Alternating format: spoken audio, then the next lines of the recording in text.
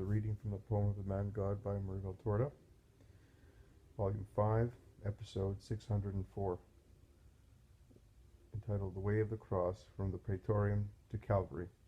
It was written on the 26th of March, 1945. Some time goes by so, not more than half an hour, perhaps even less. Then Longinus, who is entrusted with the task of superintending the execution, gives his orders.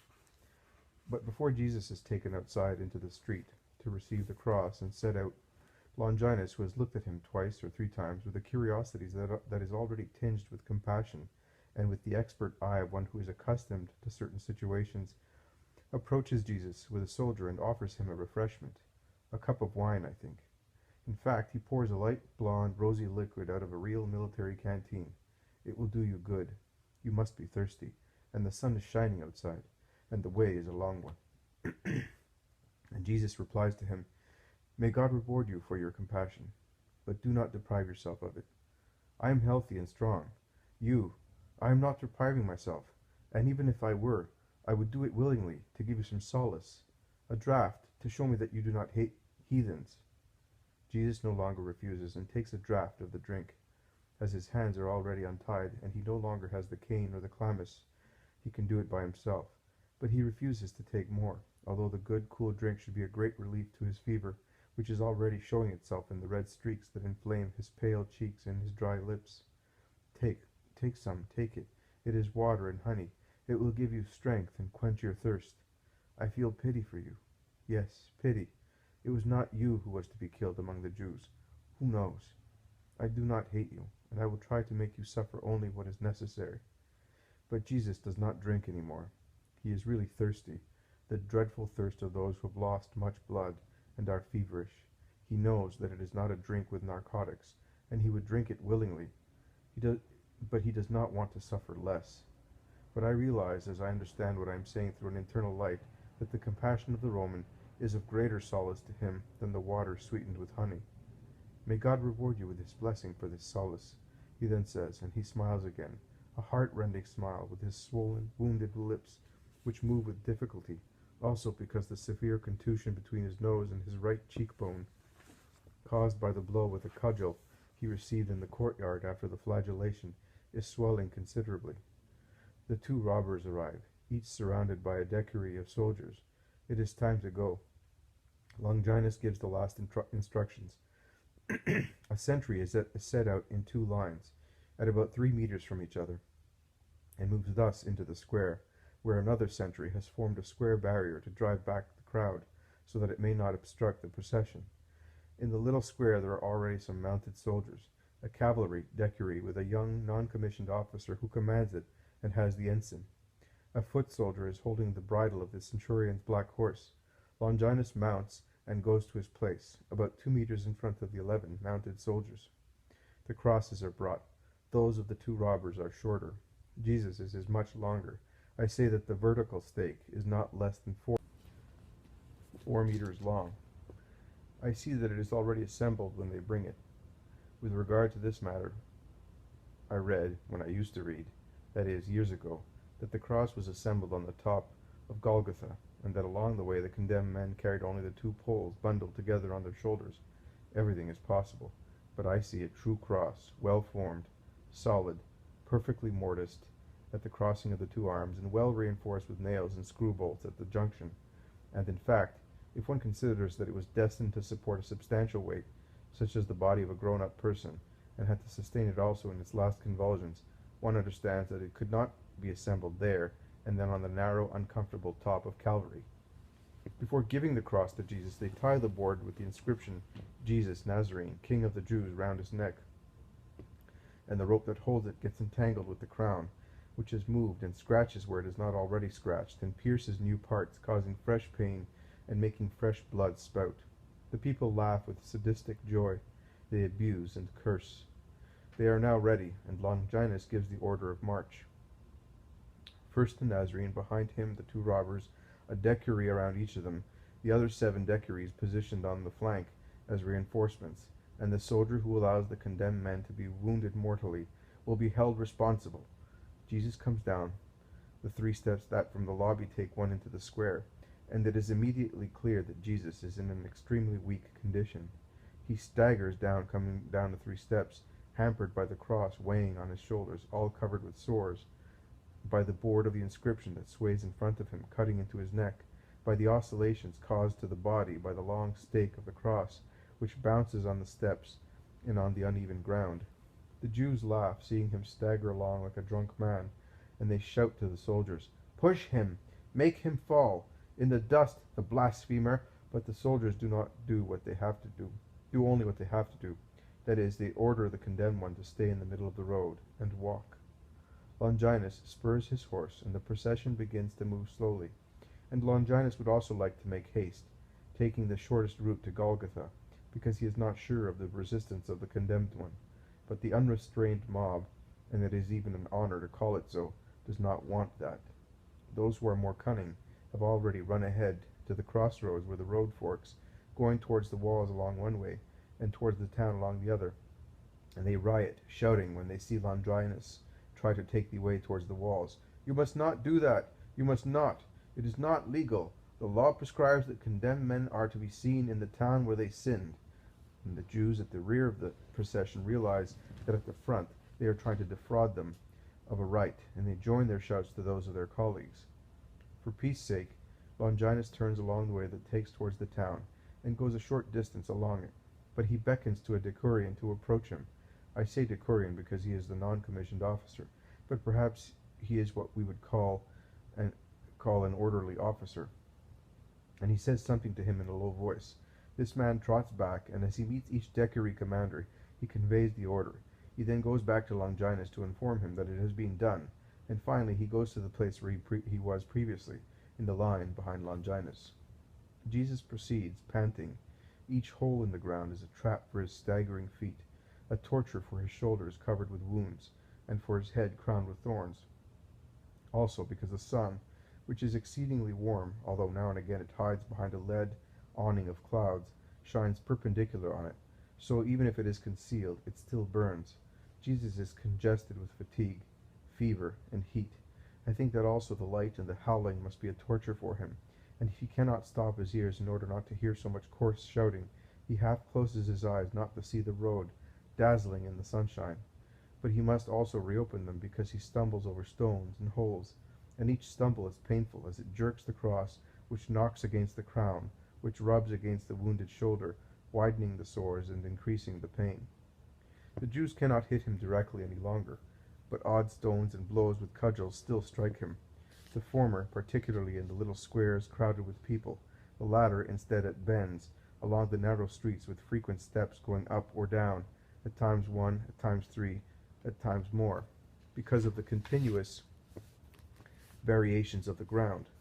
The procession is compelled to slow down at such places, and there is always some volunteer who challenges the Roman lances if only to add a finishing touch to the masterpiece of torture that Jesus is by now. The soldiers defend him as best they can, but they strike him as well, while trying to defend him, because the long lances waved about in such narrow spaces knock against him and make him stumble. But upon arriving at a certain spot, the soldiers make a perfect maneuver, and notwithstanding shouts and threats, the procession deviates abruptly along a street that goes directly towards the walls, downhill, a good shortcut to the place of the execution. Jesus is panting more and more. Perspiration is streaming down his face, together with the blood that trickles from the wounds of the crown of thorns, and dust sticks to his wet face, leaving queer stains on it, because also the wind is blowing now, continual gusts at long intervals, during which the dust falls after being raised in whirlwinds by each gust, and is blown into eyes and throats. Many people have already assembled at the judicial gate, that is, those who providently and in good time have chosen a good place to see. But shortly before arriving there, Jesus almost falls. Only the quick intervention of a soldier on whom he almost falls prevents him from falling on the ground. The rabble laugh and shout, "Leave him! He used to say to everybody, 'Rise! Let him rise now!'" Beyond the gate there is a stream and a little bridge.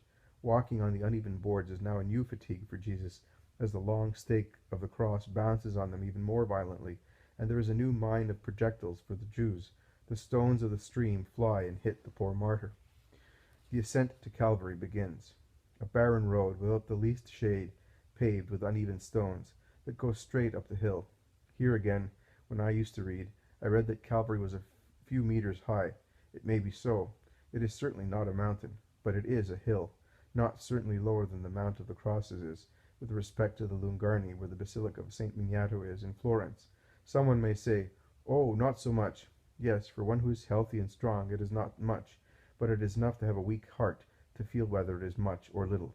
I know that after I began to suffer from heart trouble, even if only in a mild form, I could no longer go up that hill without suffering a great deal, and I was compelled to stop now and again, and I had no load on my shoulders.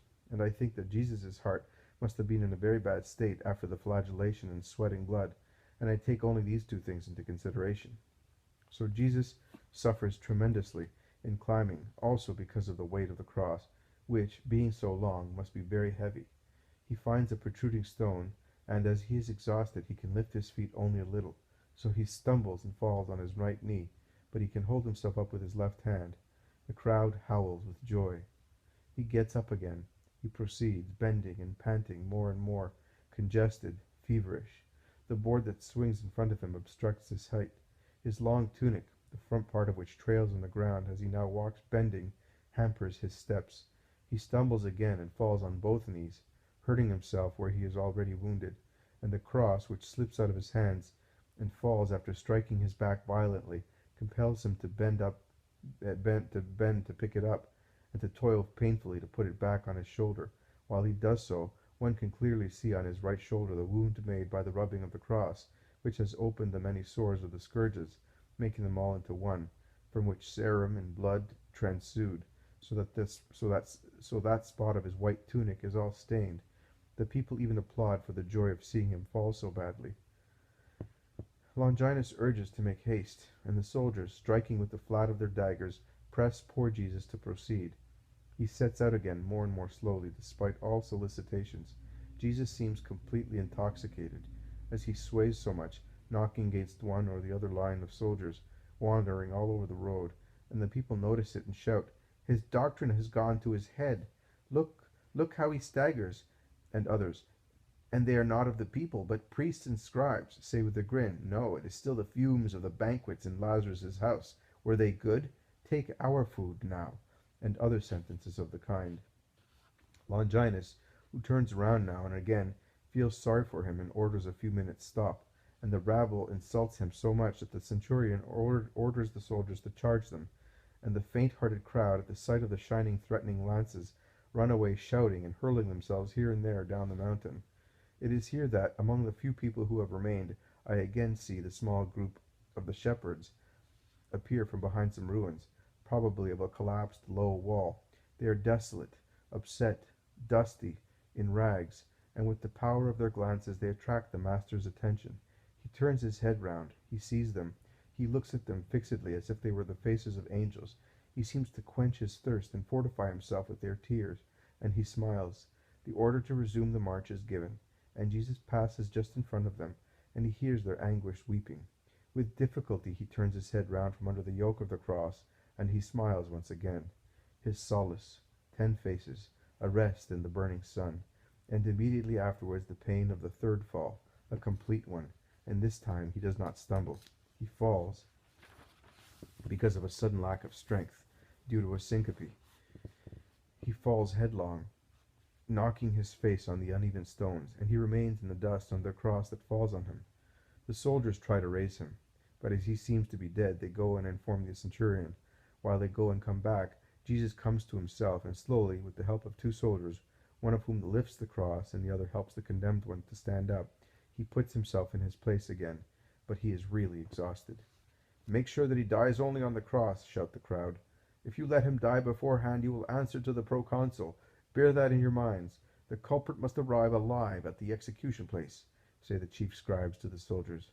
The latter cast withering glances at them, but discipline prevents them from speaking.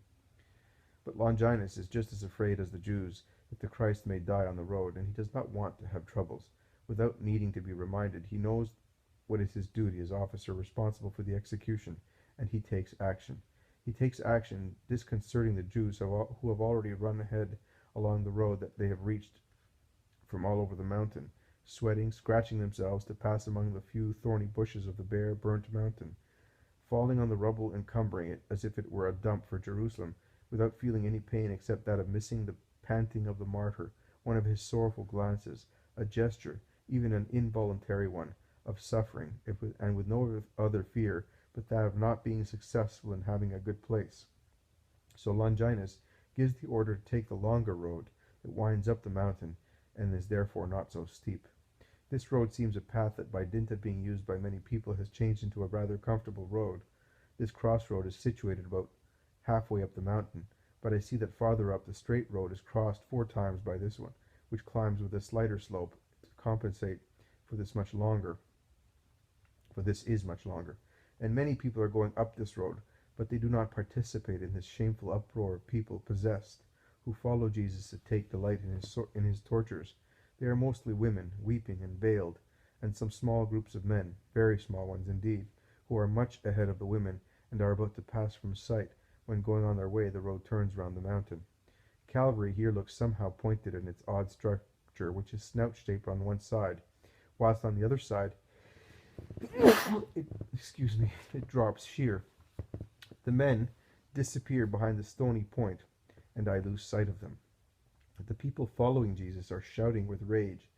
It was more pleasant for them to see him fall, while hurling obscene imprecations at the condemned one, and at those leading him. Some follow the judicial procession, and some go on almost running up the steep road to make up for the disappointment received by having a very good position on the top. The women who are proceeding, weeping, turn round upon hearing the shouts, and see the procession turn towards them. Then they stop, leaning against the mountain, lest they should be pushed down the slope by the violent Jews. They lower their veils on their faces even more, and there is one completely covered with her veil, like a Moslem, leaving only her very dark eyes free. They are sumptuously dressed, and they have a strong old man to defend them. But all enveloped as he is in his mantle, I cannot see his face clearly. I can only see his long beard, which is more white than dark, stick out of his very dark mantle. When Jesus arrives near them, they weep more loudly, and bow low to him. Then they move forward resolutely. The soldiers would like to drive them back with their lances, but the one who is all covered like a Moslem moves her veil aside for a moment before the ensign, who has just arrived on horseback to see what is the cause of this new hindrance, and he orders the soldiers to let her pass. I cannot see her face or her dress, because the shifting of the veil is done with the speed of a flash, and her dress is all concealed under a heavy mantle that reaches down to the ground and is completely closed by a set of buckles. The hand that comes out from there for a moment to shift the veil is white and beautiful, and it is the only thing, in addition to her very dark eyes, that can be seen of this tall matron, who is certainly influential, if she is so promptly obeyed by Longinus's adjutant. They approach Jesus weeping and kneel at his feet, while he stops panting. Yet he still knows how to smile at those compassionate women, and at their escort, who uncovers himself to show that he is Jonathan. But the guards do not let him pass, only the women.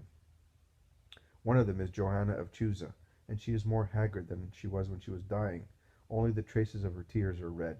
All her face is snow white, with her kind dark eyes, which, dimmed as they are, seem to have become very dark, a very dark violet shade, like certain flowers. In her hand she has a silver amphora, and offers it to Jesus, but he refuses it. In any case, he is so breathless that he would not even be able to drink. With his left hand he wipes the sweat and blood that trickles into his eyes, and that streaming down his purple face and neck, the veins of which are swollen through the labored throbbing of his heart, wets all his tunic at the chest. Another woman, who is accompanied by a young maidservant, holding a small casket in her arms, opens it, and takes out a square piece of very fine linen cloth, and offers it to the Redeemer.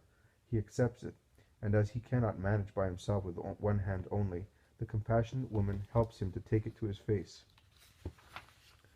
watching not to knock against his crown. And Jesus presses the cool linen cloth to his poor face, and holds it there, as if he felt a great relief. He then hands the linen cloth back, and he says, "Thank you, Johanna. Thank you, Nike, Sarah, Marcella, Eliza, Lydia, Anne, Valeria, and you. But do not weep for me, daughters of Jerusalem, but for your sins, and for those of your town. Bless Johanna for not having more sons, See, it is God's mercy, not to have sons, because they suffer for this. And you, too, Elizabeth, better as it was than among deicides. And you, mothers, weep for your sons, because this hour will not pass without punishment. And what a punishment it is for the innocent. You will weep then for having conceived, suckled, and for having more sons. The mothers of those days will weep, because I solemnly tell you that he will be lucky who then will be the first to fall under the ruins. I bless you. Go home, pray for me. Goodbye, Jonathan. Take them away. And in the midst of the loud noise of weeping women and cursing Judeans, Jesus sets out again. Jesus is once again completely wet with perspiration. Also the soldiers and the other two condemned men are perspiring, because the sun this stormy day is as burning as flames, and the side of the mountain, very warm by itself, increases the heat of the sun. What this sun must feel like on Jesus' woolen garment placed on the wounds of the scourges, one can easily imagine, and be horror-stricken at the idea. But he never moans. But although the road is not so steep as the other one, and is not strewn with uneven stones which were so dangerous to his feet that he is now dragging, Jesus is staggering more and more, and once again he knocks first into one line of soldiers and then into the other, and is bent more than previously. They decide to overcome the difficulty by passing a rope round his waist and holding the two ends as if they were reins. It does, in fact, support him, but it does not make his load any lighter. On the contrary, the rope, knocking against the cross, shifts it continuously on his shoulder, and makes it strike the crown, which by now has turned Jesus' forehead into a bleeding tattoo mark. Further, the rope rubs against his waist, where there are many wounds, and it certainly makes them bleed again. In fact, his white tunic is tinged with pale red at the waist, so in order to help him, they make him suffer more. The road continues. It goes round the mountain, it comes back almost to the front, towards the steep road. Here there is Mary with John. I should say that John has taken her to that shady place behind the slope of the mountain to give her some relief. It is the steepest part of the mountain. There is no other road going round it. Above and under it, the slope rises or descends steeply, and that is why the cruel people have abandoned it. It is shady there, because I should say that it is the north, and Mary, leaning as she is on the mountainside, is protected from the sun. She is leaning against the slope, standing, but already exhausted, panting, as white as death, in her very dark blue dress, which is almost black. John looks at her with desolate pity. He has no trace of color on his face either, and he looks wan, with wide-open, tired eyes, unkempt, and his cheeks are sunken as if he were suffering from a disease. The other women, Mary and Martha of Lazarus, Mary of Alphaeus and Mary of Zebedee, Susanna from Cana, the mistress of the house, and some more whom I do not know, are all in the middle of the road looking to see whether the Saviour is coming. And when they see Longinus arrive, they rush towards Mary to inform her. And Mary, supported by John, who is holding her by the elbow, departs from the hillside, stately in her grief, and places herself resolutely in the middle of the road, moving aside only at the arrival of Longinus, who from the height of his black horse looks at the pale woman, and at her blond, wan companion, whose meek eyes are blue like hers, and Longinus shakes his head while passing by, followed by the 11 soldiers on horseback. Mary tries to pass through the dismounted soldiers, who, being warm and in a hurry, strive to drive her back with their lances, all the more that stones are thrown from the paved road as a protest against so much compassion. It is the Jews, who once again curse because of the halt brought about by the pious women, and say, "Quick, it is Easter tomorrow. Everything must be accomplished by this evening. You are accomplices who deride our laws, oppressors, death to the invaders, and to their Christ. They love him. Look how they love him. Well, take him. Put him in your cursed eternal city. We surrender him to you. We don't want him. Let rotters be with rotters, and leprosy with lepers." Longinus gets tired, and followed by 10 lancers, he spurs his horse against the reviling pack of hounds, who run away for the second time, and in doing so he sees a cart standing still, which has certainly come up from the vegetable gardens at the foot of the mountain, and is waiting for the crowds to pass, so that it may go down towards the town with its load of greens. I think that curiosity has made the man from Cyrene and his sons go there, because it was not necessary for him to do so. The two sons, lying on the top of the green pile of vegetables, look and laugh at the fleeing Judeans. The man, instead, a very strong man, about 40 or 50 years old, standing near the little donkey, which is frightened and tries to draw back, looks attentively at the procession. Longinus looks him up and down. He thinks that he can be useful, and says to him in a commanding voice, "Man, come here." The man from Cyrene feigns he has not heard, but one cannot trifle with Longinus. He repeats the order in such a way that the man throws the reins to one of his sons and approaches the centurion. "Do you see that man?" he asks, and in doing so he turns round to point out Jesus, and he sees Mary, who is imploring the soldiers to let her pass. He takes pity on her, and he shouts, "Let the woman pass." He then resumes speaking to the man from Cyrene. He cannot proceed further, laden as he is. "You are strong. Take his cross and carry it in his stead as far as the summit." "I cannot. I have the donkey. It is restive. The boys cannot hold it." But Longinus says, "Go, if you do not want to lose your donkey and get 20 blows as punishment." The man from Cyrene dare no longer react. He shouts to the boys, "Go home and be quick, and say that I am coming at once." And he then goes towards Jesus. He reaches him just when Jesus turns towards his mother, whom only now he sees coming towards him, because he is proceeding so bent and with his eyes almost closed, as if he were blind, and he shouts, "Mother!" Since he began being tortured, it is the first word that expresses his sufferings, because in that cry there is the confession of everything, and all the dreadful sorrow of his spirit, of his morale, of his body. It is the heartbroken and heartbreaking cry of a little boy who dies all alone, among torturers, and the most cruel tortures, and who goes so far as to be afraid of his own breathing. It is the wailing of a raving little boy, tormented by nightmare visions, and he wants his mummy, his dear mummy, because only her fresh kisses soothe the ardor of his fever. Her voice dispels phantoms. Her embrace makes death less fearful. Mary presses her hand against her head, as if she had been stabbed, and she staggers lightly, but she collects herself, quickens her step, and while going towards her tortured son with outstretched arms, she shouts, "Son!" But she says so in such a way that whoever has not got the heart of a hyena feels it is breaking because of so much grief.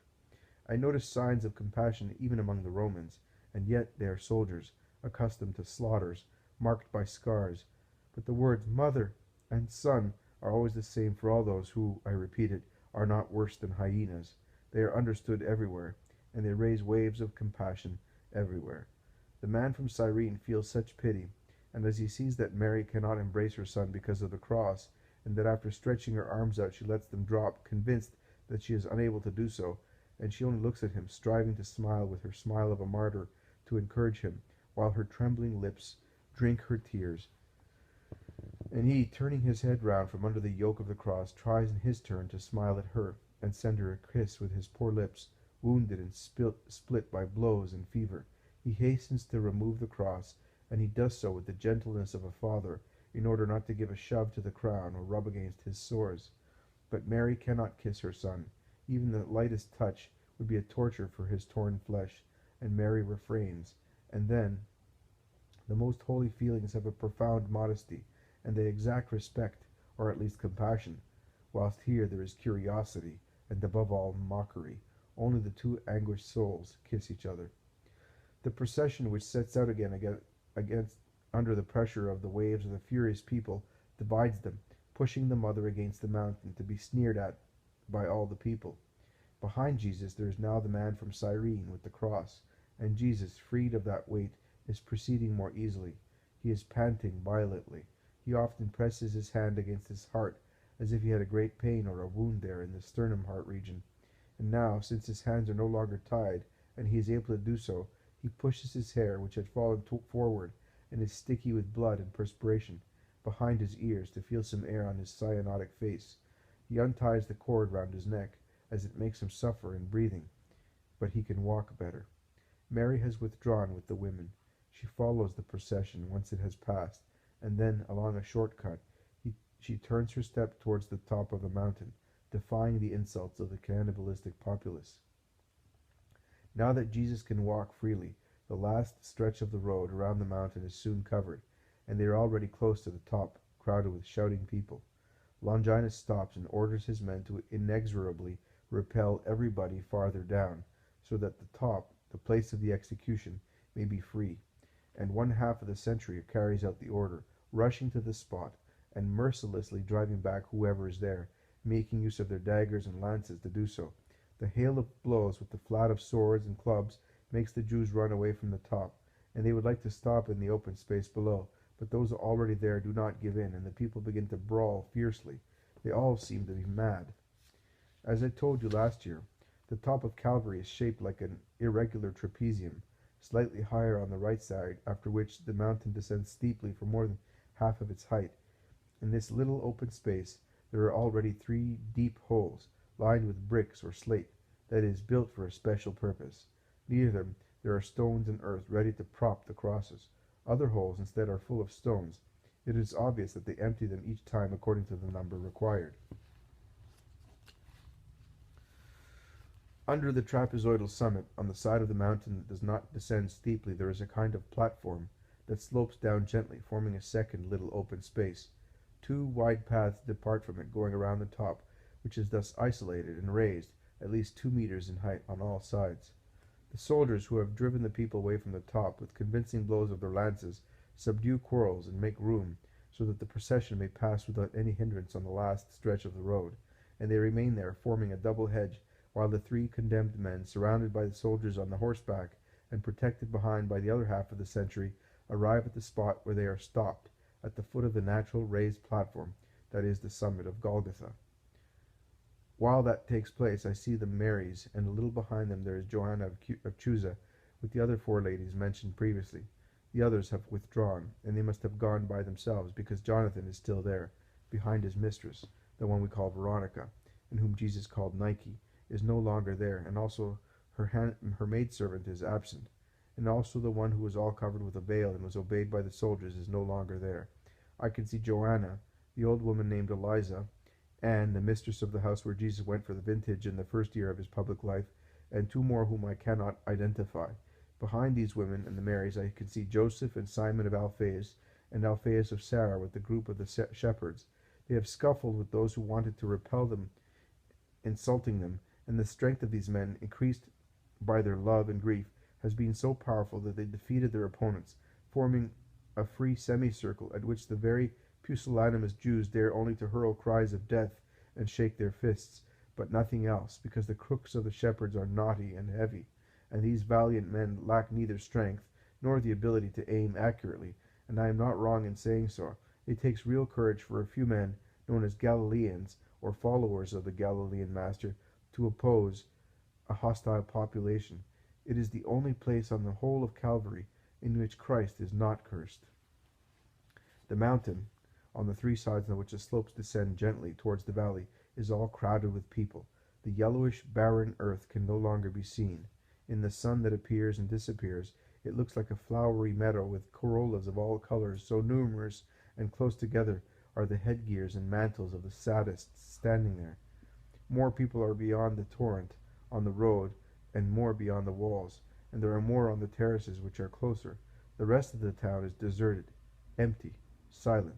They are all here, all the love and all the hatred, all the silence that loves and forgives, all the clamor that hates and curses.